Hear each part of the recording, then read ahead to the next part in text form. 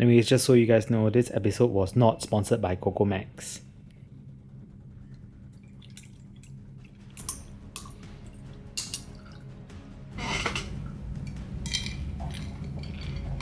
This is going to be a long one. Damn, I spilled shit. I haven't done a tier list video in a while, and well, today is the day that we are finally gonna do one again. There have been quite a few new additions to the sub $100 segment space, and that is where we will cover today. So firstly, we have the 7Hz Legato. Now, the 7Hz Legato came out last year, and yeah, I know, initially they did cost more than $100, but it is on sale now for less than $100. The Legato is a dual dynamic driver IEM that has a rather peculiar tone and will resonate with folks who are extremely sick of the Harman curve, or if you are a little bit older. They remind me of boom boxes, which are a whole lot of fun for people old enough to know and will provide good enough technicalities. I think at the discounted rate, the Legato is a fun IEM that has good bass extension and will satisfy the bass heads out there.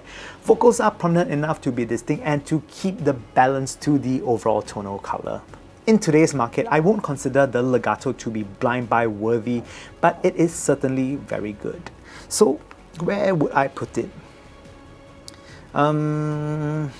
It's not blind buy worthy for sure, so it's definitely going to grade. Okay, so I realized I spelled decent wrongly in a sec. There we go. Okay, so next up would be the Tangzu Changle, which is over here. The Changle is the chifi from Tangzu, targeting the bottom of the barrel hunters. It is a simple bullet-shaped IEM, but Tangzu took the effort to decorate it with some Chinese motif on the chassis. It does look quite nice with the pisgo and silver colorway, and inside it is a 6mm dynamic driver. You can't remove the cables here, but it's $20, so it's forgivable. The thing is, when it comes to sound, it is a rather plain V-shaped sounding earphone with not enough technicalities even for $20. Because you have IEMs out there like the 7Hz 0 or 02, they just sound more refined in the same price category. I don't think that the Changle is particularly great if I am being honest. Definitely skip. It's one of those things. Next up, this is a rather new IEM from Dunu. The Dunu Titan S2 is made specifically for the measure baiters out there, as the graph on these are a measure baiter's wet dream. It looks certainly clean, but does this translate to how it actually sounds? The great thing about the Titan S2 is the build quality, as it is one that Dunu has evolved from the original Titan, keeping a similar silhouette and modernizing it with accents of red. The rest of the chassis is polished, but certainly not the most even. After all, it's only $100. You can't really expect Seiko Zeratsu level of finishing on these. Inside them is a one dynamic driver that is tuned to a beautiful Harman-esque curve, but unfortunately, when it comes to resolution wise, it is only decent. The Titan S2 has a thicker, warmer and more friendly tone that will impress people who are looking for their first IEM. But for those of you who have been playing for a while, I think that there are options out there that will outdo the Titan S2. So where would I place it? I don't think it is great actually. I think it is just seriously decent. Next up, we have the 7Hz Sonus. So initially launching at a similar price to the Dunu Titan S2, the 7Hz Sonus is one balanced sounding IEM that is criminally underrated. These days they can be had for less than what they usually go for by quite substantially, especially when a sale is going on. Inside it, featuring one dynamic driver plus one balanced armature, the Sonus delivers a balanced tone that will be very suitable for most music genres, less perhaps bass heavy tracks. Tonal weight sits balanced as well, not particularly bright nor warm. Resolution here is good, and they are a very strong price to performance unit when they are on sale. Considering that they are always on sale now and quite substantially, so I would easily rate them as blind buy worthy. It is on sale and I think it's about $50 to $60. It's an easy blind buy.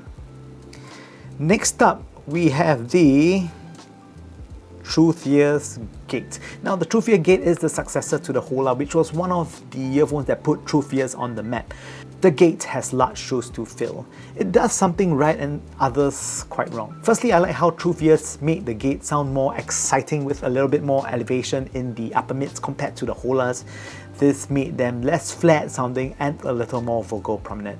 However, I did not find them to be an improvement in terms of resolution and remain largely similar. Also, build quality seems to have taken a step back as the holas did feel more solid in the hands, while the Gate feels extremely Fisher-Price or Barbie-like. When it comes to ratings, I will honestly just skip them because there are better options out there in this list as well. I think you should strongly consider, but if you're fans of the Gate or Truthears, you can check this out, but I really don't think that they are all that competitive. Next up, we have the Simgot EA500. Now, this was the first wonder from Simgot that provided blazing technicalities for a pittance. It wasn't an easy recommendation for all though, as it does have quite an elevated upper mid-range that for some can be a little too bright. Nonetheless, you cannot take away from the brilliant levels of resolution that it has. If its brother did not exist, the EA500LM, these would be rated a little bit higher in the blind buy worthy category. But unfortunately, the EA500LM exists, so these can only go into the great category. It's still really technical and really high resolution sounding, but unfortunately, the EA500LM has a better tonality. So next up, we have the Simgot EA500LM. So this is the update to the EA500. The EA500LM has a change driver featuring a lithium magnesium dynamic driver that allows for a tamer upper mids. But on the grand scale of things, still very well balanced compared to the EA500. It again has amazing technicalities at an affordable price point that is the benchmark for other manufacturers to match. It is an extremely well-rounded IEM that will suit almost all genres and was one of my favorites in 2023. Right now in 2024, how do they rank? Well, honestly, just still blind buy worthy. It's really one of the best out there at the moment. Okay, next up we have the Tangzu XuanNv. Now the XuanNv is an interesting IEM as although it is priced as a cheapie, it's considerably hard to get the best out of them. They are pretty difficult to drive properly due to one of the two dynamic drivers used here being a ceramic driver, which are notoriously hard to drive. The XuanNv is one of the better tuned IEMs from Tangzu as it leans a little warmer than neutral, allowing for a fuller sounding tone. However, for them to sound their best, your best bet would be to use a DAP that can sustain the requirements for more power. Overall, I would say that they are pretty decent sounding. They are not bad. You know, it's one of those that if you can power them, they would definitely stand higher. But for most newbies out there, I don't think that their small little dongle can consistently power them well enough. Yeah, sure, they might say give you like 500 milliwatts per channel or whatever kind of thing, but it needs to be sustained for it to be dynamic. Next up, we have the Tanchjim 4U. Now, the Tanchjim 4U is one of those IEMs with numerous tunings in them, but it's not one of those that just use meaningless switches, just like the here truly works. It features one dynamic driver as well as 4 tuning choices. The 4U is certainly very versatile.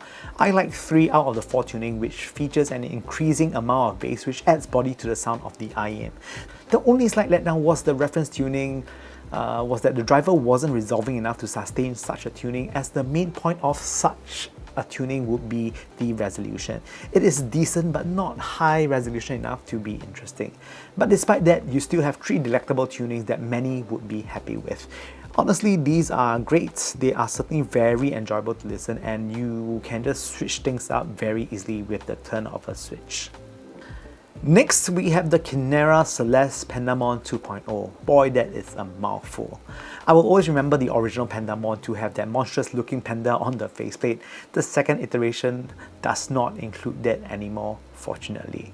What is included is a square planar driver, which is more likened to a square dynamic driver. Pandamon is quite middling, especially in its asking price. They are okay in terms of dynamics, but I never found them to be very engaging to listen to. Resolution here is again average, not outstanding in its price class. They do look rather pretty though, so if you're one of those who really likes surface level prettiness, you can consider this, but otherwise it's a skip. Next up, we have the Kefine Delci. The Delci is one of those IEMs that emphasizes tone over technicalities, although they do have some pretty solid technicalities to back them up as well. These are a warmish pair that has a very alluring tone that will just cast a thick filter to the overall tonal color. I found them to be lovely sounding and complementary to IEMs such as the EA500LM. They do not have the same level of resolution as the Simgot, but it does have a warmer and more attractive tone, which counts for something. Unfortunately, a negative on them would be that they just look a bit plain, but regardless, how would I rate them? Honestly, I really enjoyed the Delci. It's one of those that is very easy to like. They are certainly great. Is it better than EA500? I think in terms of tone, yes, it's rather addictive to listen to. I don't think it's better than the EA500LM though, but certainly more than the original EA500. So next up, we have the Lershouer S8. Now the S8 is a very accessible planar IEM that changes quite a bit from the common complaints of planar IEM, such as having metallic treble and pretty linear bass. The S8 adopts a more agreeable upper mid-range that is simply easier on the ears and is not so pokey sounding. It is more polite sounding compared to models before that have a bit more sparkle. Bass here has some of the planar characteristics where it is relatively linear sounding rather than explosively dynamic. However, the S8 stands on its own as a very easy to like entry-level planar IEM, and it is one of the better ones in this price category. Simply, they are great. I enjoy them. Is it better than the Tanchjim for you? I actually think so, you know. I enjoy them quite a bit.